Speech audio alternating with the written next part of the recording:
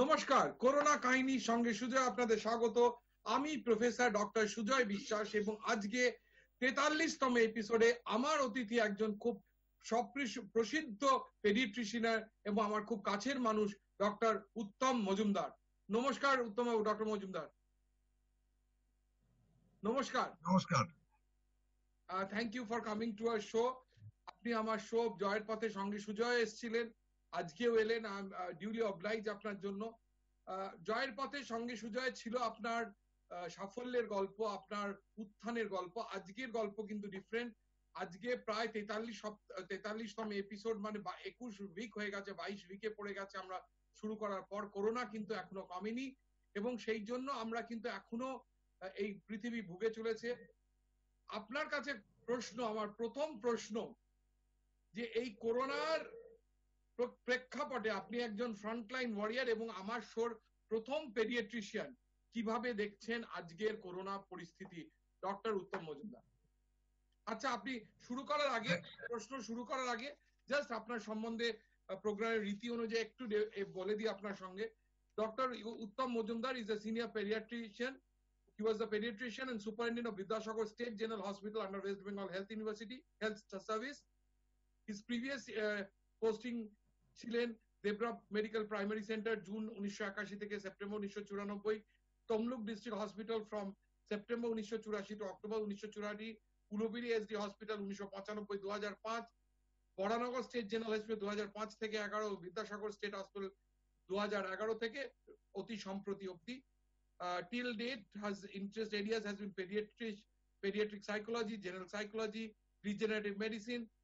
He's advisor in different wings of health system management. He's also a motivator, improviser, এবং আমি ওনাকে অনেক সুন্দর গানও করতে শুনেছি। ডক্টর মজুমদার, এবার বলুন আমার প্রথম প্রশ্ন, এই করোনার আতঙ্কে, করোনার পৃথিবীতে আপনি, আমার করোনার কাহিনীতে আপনি প্রথম paediatrician, how are you looking at this world right at this point of time? জানুয়ারি মাস থেকে শুরু হয়েছে ফার্স্ট ফ্রম চায়না, এবং তখন একটা সারা পৃথিবীতে একটা হঠাৎ করে আতঙ্ক ছড়িয়েছিল। তখন ব্যাপারটা লিমিটেড ছিলেন চায়না। তারপরে চায়না কিন্তু খুব তোড়জোড় করে কি করে এটাকে বন্ধ করা যায়, কি করে প্রিভেন্ট করা যায়, বা কি ধরনের চিকিৎসা করা যায়, চায়না করেছিল। সেটা আমরা টিভিতে বা বিভিন্ন সংবাদ মাধ্যমে শুনেছিলাম। পরবর্তী পর্যায়ে জানা যায় যে এটা খুবই ছোঁয়াচে রোগ, দ্যাট মিনস ড্রপলেট ইনফেকশন, এবং নিঃশ্বাস প্রশ্বাসের সঙ্গে যেটা বেরোয় আর কি, তার থেকে ভীষণ কুইকলি এটা আদার মানুষকে ইনফেক্ট করে, কোভিড পজিটিভ। যথারীতি কি হলো, ইন্টারন্যাশনাল ফ্লাইট এটা মেইন আপনার সারা পৃথিবীতে চলে, চায়না থেকে আরম্ভ করে সারা এশিয়া বলুন, সব জায়গাতে সব প্যাসেঞ্জারই, চায়নাতে প্রচুর লোক যায় ফর বিজনেস পারপাস বা ট্যুর পারপাস, তারা সবাই কিন্তু কোভিড প্লাস হয়ে এসেছিল, মানে কোভিড ক্যারিয়ার হয়ে। তাদের মধ্যে পরবর্তী ইনফেকশন হচ্ছে, এবং কি হচ্ছে, বিভিন্ন এয়ারপোর্টের মাধ্যমে, তারপর এয়ারপোর্ট থেকে ট্রেন, ট্রেন থেকে বাস, ট্যাক্সি, খুব কুইক এটা সারা বিশ্বে ছড়িয়ে পড়ে। এবং তার ফলে কি হলো যে এখন পৃথিবীতে এখন আর এটাকে প্যান্ডেমিক এপিডেমিক বলা হয় না, এটাকে প্যান্ডেমিক বলা হয়। সারা ওয়ার্ল্ডে বোধহয় মোর দ্যান 190 কান্ট্রিজ ইনভলভ হয়ে গেছে। অদ্ভুত ব্যাপার যে চায়না এটা শুরু হয়েছিল, ওদের যেটা ছিল টোটাল কোভিড ইনফেকশন হয়েছিল, কোভিড প্লাস পজিটিভ পেশেন্ট বোধহয় 84,000 সামথিং, আর মৃত্যু হয়েছে এখনো পর্যন্ত যেটা 4,800 সামথিং। কিন্তু খেলাটা হচ্ছে মজার, পৃথিবীর গ্লোবাল অন্যান্য জায়গাতে ভীষণ ভাবে অ্যাটাক করেছে, ভীষণ ভাবে প্রাদুর্ভাবটা ছড়িয়ে পড়ছে। ইন্ডিয়াতে কিন্তু ইনিশিয়ালি ধরুন মার্চ মাস বা এপ্রিল মাস, ফেব্রুয়ারি মাসে তেমন কিছু ছিলই না। মেনলি ফার্স্ট খুব ঝামেলা করেছিল ইউরোপিয়ান কান্ট্রি। ইউরোপিয়ান কান্ট্রিতে প্রচুর, ইটালি, স্পেন, ফ্রান্স, পরবর্তীকালে ইংল্যান্ড, বিভিন্ন ইউরোপিয়ান কান্ট্রিগুলোতে ছড়িয়ে পড়ে এবং মৃত্যুহার খুব বেড়ে যায়। তারপরে সিনারিওটা কি দেখলাম, আস্তে আস্তে আমাদের এশিয়ান কান্ট্রি, সাবকন্টিনেন্ট কান্ট্রিগুলোতে, যেমন ইন্ডিয়া। ইন্ডিয়ায় কিন্তু ফেব্রুয়ারি, জানুয়ারি, মার্চে সেরকম কিন্তু ছিল না। ইন্ডিয়ায় যেটা একেবারে অ্যাকিউট স্টিপ হয়ে গেল, সেটা শুরু হলো কিন্তু জুন মাস থেকে। সুপার অ্যাকিউট স্টিপ হচ্ছে আগস্ট সেপ্টেম্বরটা। এখন তো প্রায় per day above 90,000 Covid plus পাওয়া যাচ্ছে। কিন্তু মজার ব্যাপার যেটা হয়েছে কি, ইউরোপিয়ান কান্ট্রিতে যে ডেথ রেট গুলো সেটা কিন্তু আমাদের ইন্ডিয়ার থেকে অনেক বেশি। সাপোজ ইংল্যান্ডে পপুলেশন 6 কোটি, ইংল্যান্ড ফ্রান্স বা ইতালি বলুন সব 6 কোটি কাছাকাছি পপুলেশন। তাদের কিন্তু ডেথ হয়েছে ইংল্যান্ডে প্রায় 42,000, ইটালি তো প্রায় 30,000 প্লাস, স্পেনে 30,000 প্লাস, ফ্রান্সও 30,000 প্লাস। কত কম population. Whereas in India, population of 134 crore, 134 কোটির মধ্যে আমাদের বোধহয় 54 or 55 লাখ কোভিড প্লাস হয়েছে, এবং মৃত্যু হার যেটা হচ্ছে এখন বোধহয় 92-93,000। সেই তুলনায় কিন্তু ইন্ডিয়ার অবস্থা খুব ভালো, ইন্ডিয়ার সুস্থতা আরো বেড়েছে। এবং এই যে স্প্রেডটা হচ্ছে এর তো কোনো চিকিৎসা নেই। করোনা যতই বলুন, নানা রকম কোম্পানি বিভিন্ন অ্যান্টিভাইরাল ড্রাগস নিয়ে এসছে, ভ্যাকসিন নিয়ে খুব তোলপাড় হচ্ছে, কাজের কাজ কিন্তু কিছু নেই। কাজের কাজ হচ্ছে প্রিভেনশন। প্রিভেনশন মিন যেটা প্রথম থেকে বলা হচ্ছে, ডিস্টেন্স করা হবে at least 5 to 6 feet, masking and sanitization. স্যানিটাইজেশনে যে অনেকে আছে, আমি দেখেছি অনেক পেশেন্টকে ভয়ে এতবার করেছে পুরো হাতটা থেকে ঘাটা করে নিয়ে এসছে। আমি যখন আউটডোরে কয়েকদিনের একটা পেশেন্ট এসেছিল, তার ছেলে আর বাবা দুজনেরই হাতে একদম পুরো ঘা। কি জিজ্ঞেস করলাম, তারা দিনে 30 থেকে 40 বার স্যানিটাইজ করতো, অথচ তারা বাড়িতেই বসে থাকতো। তাই আমি বললাম, আপনি বাড়িতে আছেন, বেরোচ্ছেন না, আপনি 30 বার করে স্যানিটাইজ করছেন হাত ওই অ্যালকোহল দিয়ে, তাহলে আমরা কিছুই করতে হবে না, স্যানিটাইজেশন বন্ধ করুন, আপনার থেকে ঠিক হয়ে যাবে, কোনো ওষুধ দিই। এখন যে প্রেক্ষাপটটা হচ্ছে মেনলি ইন্ডিয়া, আমেরিকাতে চলছে, আর ল্যাটিন আমেরিকান কান্ট্রি। সাপোজ মেক্সিকোতে পপুলেশন যা আছে, কত হবে 14-15 কোটি পপুলেশন, তাও কম বোধ হয়। এখানে কত মারা গেছে? 1,31,000 লাইক দ্যাট ও মারা গেছে। আর্জেন্টিনা বা পেরু বলুন, চিলি বলুন, ল্যাটিন আমেরিকাতে প্রাদুর্ভাবটা খুব বেড়ে গেছে। সেই সঙ্গে India in competition, Bangladesh, Nepal, Bhutan আর পাকিস্তান, এতে কিন্তু অতটা হয়নি। এবং তার কারণ আমরা বুঝতে পারছি না কেন এই মুসলিম কান্ট্রিগুলোতে, নেপালে বলুন, এটা কিন্তু সেভাবে প্রাদুর্ভাবটা পাওয়া যায়নি, এটা আমাদের ভারতবর্ষে পাওয়া গেছে। এখন যে পরিস্থিতি হয়েছে, যে এখনো পর্যন্ত যেটা আছে প্রিভেনশন, এটা বারবার বলা হচ্ছে, সেফ ডিস্টেন্স, স্যানিটাইজিং, আর যতটা কম সম্ভব বাড়ি থেকে বেরোনো। প্রিভেন্টিভ মেজার ছাড়া কিন্তু সেরকম কোনো চিকিৎসা নেই, কোনো মেডিসিন নেই। অ্যান্টিভাইরাল ড্রাগ প্রচুর বেরিয়েছে, বাট সেগুলো কি করবে, কতটা অ্যাকশন করবে, সেটা এখনো পর্যন্ত কনফার্ম নই আমরা।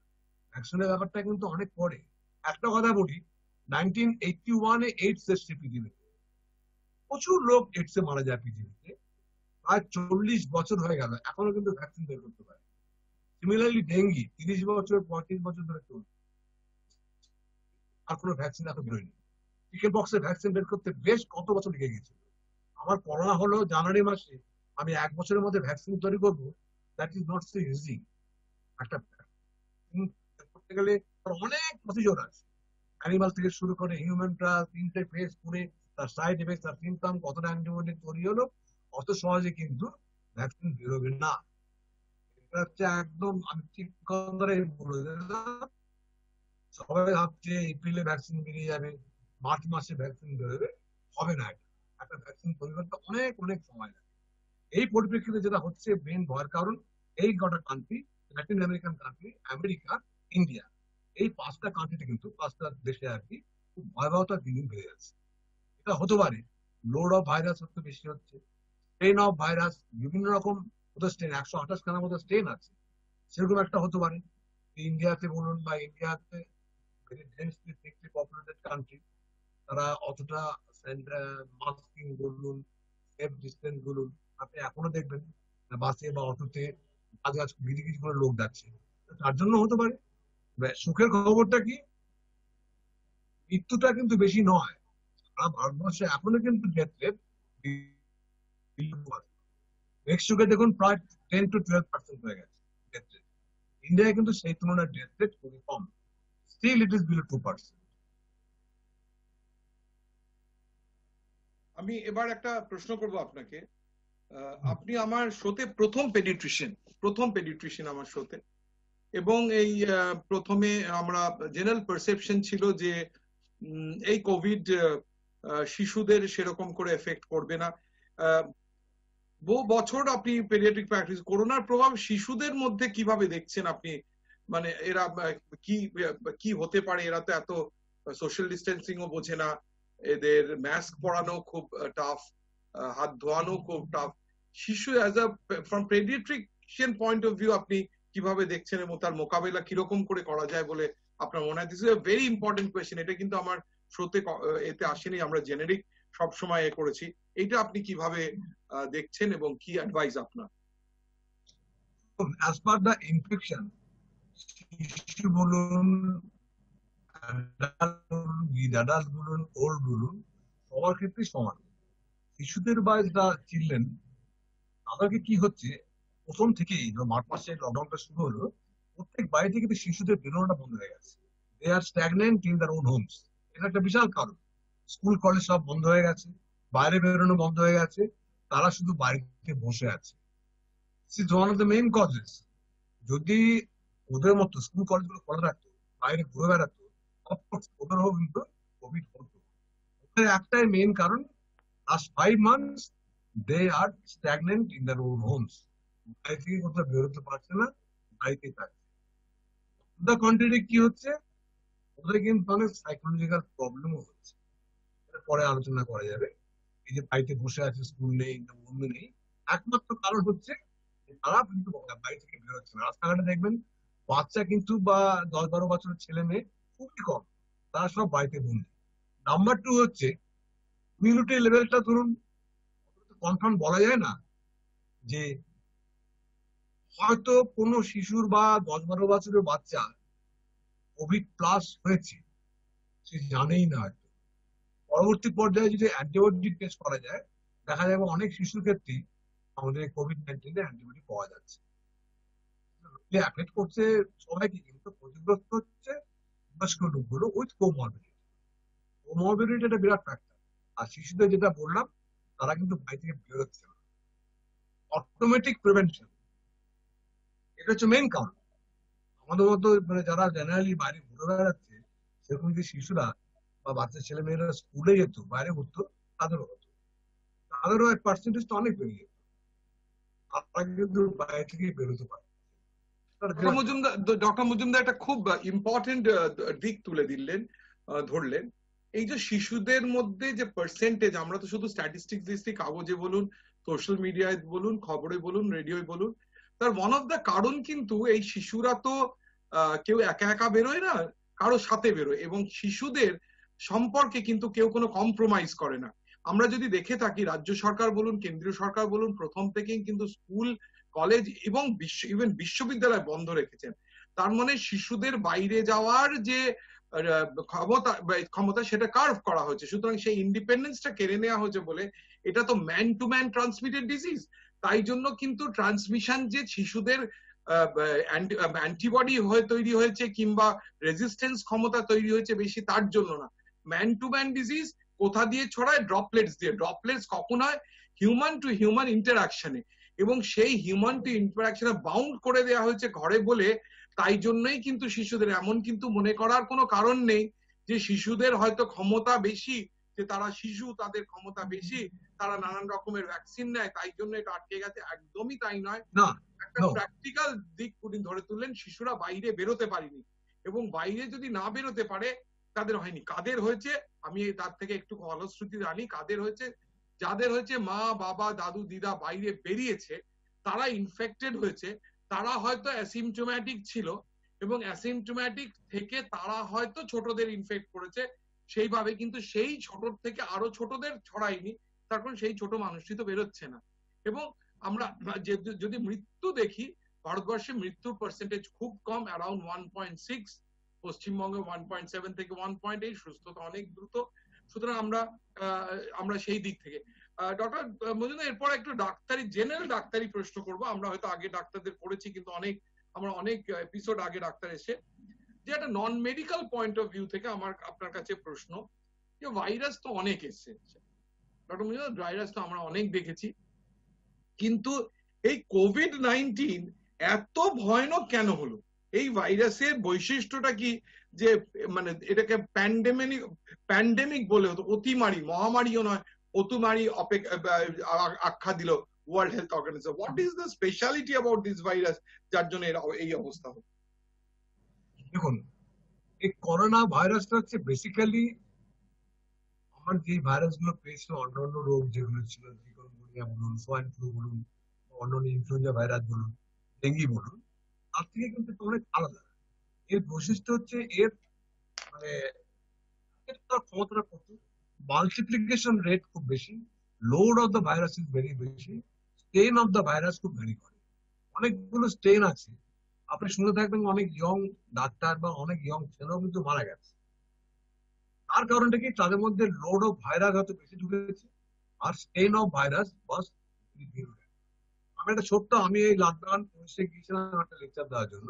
আপনার পাড়া ধরুন 4-5টা বাজে লোক ছেলে আছে, যদু মধু বা কেউ আছে, তাদের মধ্যে একজন কি করে ঝগড়া করে ঝামেলা করে ধাক্কাধাক্কি করে চলে যায়, আরেকজনের সেখানে লাঠি দিয়ে মাছ দিয়ে মারা শুরু করে, আরেকজনের সেটাকে ফেলে দিয়ে একদম লাঠি ধরে, আরেকজন হচ্ছে সে একদম এসে আপনাকে গুলি চালিয়ে দেয় বা বোম মেরে দেয়। That is the most virulent strain of virus. ওই ভাইরাসটি যাকে অ্যাটাক করলো, ওই বদমাস ছেলেটা, ধরুন কালু বা শ্যামল বা নন্টে ফন্টে যাই হোক, তাহলে কিন্তু বিপদ। অনেক 32 বছর, 37 বছর, 40 বছর ছেলে কিন্তু মারা গেছে। তাদের কপাল খারাপ, কারণটা কি, তাদের লোড অফ ভাইরাস বেশি ছিল, ভিরুলেন্স অফ দ্য ভাইরাসটা ডেঞ্জারাস। প্লাস এর ড্রপলেট ইনফেকশনটা, ছোঁয়াচেটা ভীষণ ভাবে স্প্রেড করে, কুইক স্প্রেড করে, এবং এক একটা জায়গাতে বলা হয় 2 ঘন্টা থেকে 20 দিন পর্যন্ত কোনো সার্ফেসে থাকতে পারে। এই সার্ফেসটা কেমন তার উপরে ডিপেন্ড করে, এনভায়রনমেন্টাল উপর ডিপেন্ড করে, হিউমিডিটির উপর ডিপেন্ড করে, টেম্পারেচারের উপর ডিপেন্ড করে। আমি একটা কোথাও গেলাম, টেবিলের মধ্যে ও অনেকে অনেক তখন কেউ বসেনি টেবিলে, টেবিলে হাত দিয়ে দিতে হবে না তা নয়, 2 ঘন্টা থেকে 20 দিন থাকতে পারে, ক্ষমতাটা এত বেশি। ভীষণ অ্যাটিপিক্যাল ভাইরাস এবং তার স্ট্রেন প্রচুর, নানা রকম স্ট্রেন।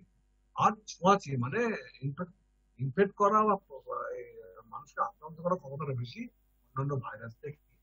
কোন কোন বলবো ডক্টর মজুমদার, একটু একটু একটু আপনার প্রশ্ন করি, কি কি সিমটমস থাকলে আপনার মনে হয় যে কোভিড টেস্ট করানো উচিত, কোভিড-19 টেস্ট করানো উচিত? একটু ছোট করে বলবেন, আমাদের সময় শেষ হয়ে যাচ্ছে। একদম ইনফ্লুয়েঞ্জা টাইপ, আমরা ইনফ্লুয়েঞ্জা যেটা পাই ঠিক সেরকম। প্রথমে টেম্পারেচার থাকতে পারে, তার সঙ্গে থ্রোট থাকতে পারে, গা হাত পা ব্যথা হতে পারে, এটাই শুরু, প্রথমেই শুরু। এবং সেই ধরনের পেশেন্ট যদি আমার কাছে আসে বা আমার কাছে আসে, আমরা হিস্ট্রি নিই। কারণ সবাইকে যদি বলে যায় তোমার কোভিড টেস্ট করো, তাহলে সম্ভব না, কোভিড টেস্ট করতে খরচা হয়, সেই ক্ষমতাটুকু ডাক্তারের থাকতে হবে। তার কি ধরনের অনেক সিম্পল কারণে জ্বর হতে পারে।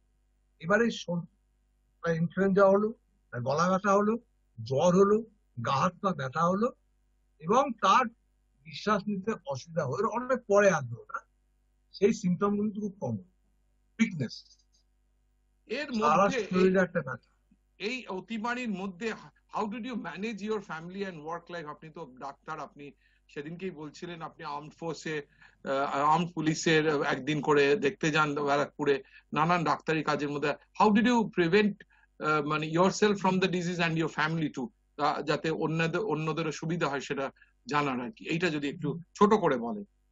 সবকিছু কিন্তু একটা জিনিস মনে রাখবেন, মনের জোর। আমি বলেছিলাম উইল পাওয়ার, উইল ফোর্স,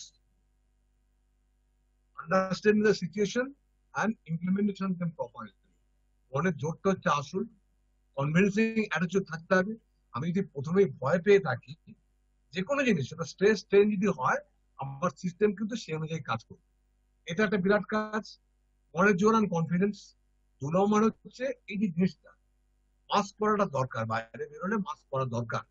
আমি শুধু বলবো না যে করোনার জন্য, স্পেশালি ইন ইন্ডিয়া, আমার তো মনে হয় সারা বছরই মাস্ক পরা উচিত। যে হারে পলিউশন বাড়ছে, যে হারে পপুলেশন ডেন্সিটি বাড়ছে, সারা বছরই মাস্ক পরে বেরোলে that will be the best. আর করোনাটা যখন হচ্ছে করতে হবে, আর একটা সেফ সোশ্যাল ডিস্টেন্সটা মেনটেন করতে হবে। এবার পরের প্রশ্নে আসি, কেন আমাদের সময় একদম ঘোড়ার মতন, রেসের ঘোড়ার মতো ছুটে বেরিয়ে যাচ্ছে।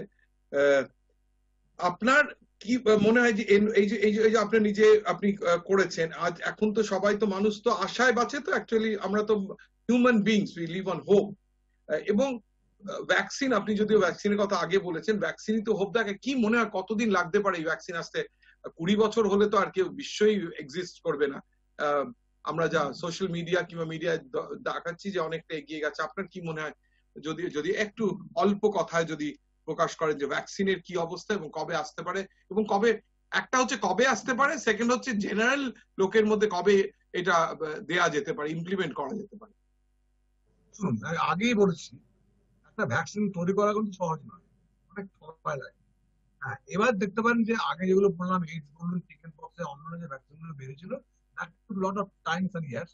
এখন যেহেতু একটা প্যান্ডেমিক হয়ে গেছে, আর পৃথিবীর লোক প্রতিটা দেশ রিসার্চ করছে। আমাদের আমেরিকা বলুন, রাশিয়া বলুন, অক্সফোর্ড বলুন, ইন্ডিয়া বলুন, সবাই করছে। মানে একটা জিনিসকে আমি জোর দিয়ে যদি চেষ্টা করি, যে ভ্যাকসিনটা তৈরি করতে হয়তো 40 বছর লেগেছিল, 2 বছর লেগেছিল, হয়তো করোনার ভ্যাকসিনটা অনেক আগেই বেরোবে। তবুও আমি বলে দিচ্ছি, 2021-এ আরো 1 বছর না হলে বেরোবে না, সম্ভব না। হার্ড ট্রায়াল যতক্ষণ না হবে, বিভিন্ন 2021-এ কবে বেরোতে পারে? 2021-এ কবে বেরোতে পারে? এখন থেকে 1 বছর ধরে নিন। এখন থেকে 1 বছর। So we have to live with corona for another year. আপনার যদি কিছু, আমরা প্রোগ্রামের শেষের দিকে চলে এসেছি, আপনার দর্শকদের যদি কিছু জানানোর থাকে which can help them to face the disease, to go ahead, to keep them motivated। সবারই তো, কারো তো আর ভাল লাগছে না, তাই না ডক্টর মজুমদার? কারো তো আর বাড়িতে ভাল লাগছে না, আমরা সোশ্যাল জীব, সিনেমা দেখতে পাচ্ছি না, বাইরে বেরোতে পারছি না, ফুচকা খেতে পারছি না, রেস্টুরেন্টে যেতে পারছি না, ক্লাবে যেতে পারছি না, বাচ্চারা খেলার মাঠে যেতে পারছে না, স্কুল কলেজ, কিভাবে নিজেকে ঠিক রাখবে? আর কিছু যদি বলার থাকে আমার শেষ প্রশ্নে আসার আগে। দেখুন, একটা হচ্ছে মন সবসময় ফুর্তি, বাংলা কথা বলতে গেলে মনকে আনন্দে রাখতে হবে। ভয় পাওয়া ব্যাপারটা ভুলে যেতে হবে। আর কারণ একটাই, ডেথ রেট কিন্তু খুবই কম। নাম্বার হচ্ছে, আমি যা স্বাভাবিক চিন্তাধারা করি সেই চিন্তাধারা রাখতে হবে। বাড়িতে থাকলে গান বাজনা শুরু করুন, টিভি দেখুন, গান শুনুন, মজা মজা সিরিয়াল দেখুন। মনটাকে ফার্স্ট ভালো রাখতে হবে, স্ট্রং রাখতে হবে। বাইরে বেরোলে মাস্ক পরতেই হবে, আর সোশ্যাল ডিস্টেন্সটা মেনটেন করতে হবে। তারপর হচ্ছে খাবার দাবার, ওই খাবার দাবার গুলো ঠিক করতে হবে। প্রোটিন ডায়েট থেকে বেশি করে খেতে হবে, সাফিসিয়েন্ট ফ্লুইড খেতে হবে, সাফিসিয়েন্ট গ্রিন ভেজিটেবলস, আদার ভেজিটেবলস খেতে হবে। আর যারা কিনে খেতে পারবে, ফ্রুটস খেতে হবে, কারণ এগুলো সবই আমাদের অ্যান্টিঅক্সিডেন্টের বাড়ায়। অ্যান্টিঅক্সিডেন্ট বাড়া মানে আমার ইমিউনিটিটা স্ট্রং হবে। সেকেন্ড কারণ হচ্ছে, আমি একটা এক্সাম্পল দিচ্ছি আপনাকে। একটা পেশেন্টই বাঙুরে ভর্তি হয়েছিল, তার 70 বছর বয়স, তার diabetes 400, 450 sugar, 190/100 pressure, typical Covid plus positive হয়ে বাঙুরে ভর্তি। এই মহিলা কিন্তু মনের জোরটাই বিরাট ছিল। যখন ভর্তি করা হলো, বললো আমার কিছু হবে না, ভয় পাওয়ার কারণ নেই। ওকে যখন বলা হলো না তোমার ডায়াবেটিস, তোমার হাইপার টেনশন, বলে আমার কিছু হবে না, সেই ভদ্রমহিলাকে বাঙুরে ভর্তি করানো হলো। 21 দিন ছিল, তাকে হয়তো হার্ডলি 2 দিন অক্সিজেন দিতে হয়েছিল, সে ভালো হয়ে বাড়ি ফিরে গেল। অনেক জোর, কনফিডেন্স, এটা থাকলে কিন্তু আমার মনে হয় অনেকটাই আমরা এগিয়ে যেতে পারবো। আমি ভয় পেয়ে থাকি তাহলে কিন্তু মুশকিল। এবার চলে আসছে একদম শেষ সবকিছু করা যাবে ওগুলো করে। Thank you so for a positive words, মানে words of encouragement, words of support, words of courage. এবার আর চলে আসছি একদম শেষ স্টেটমেন্টে।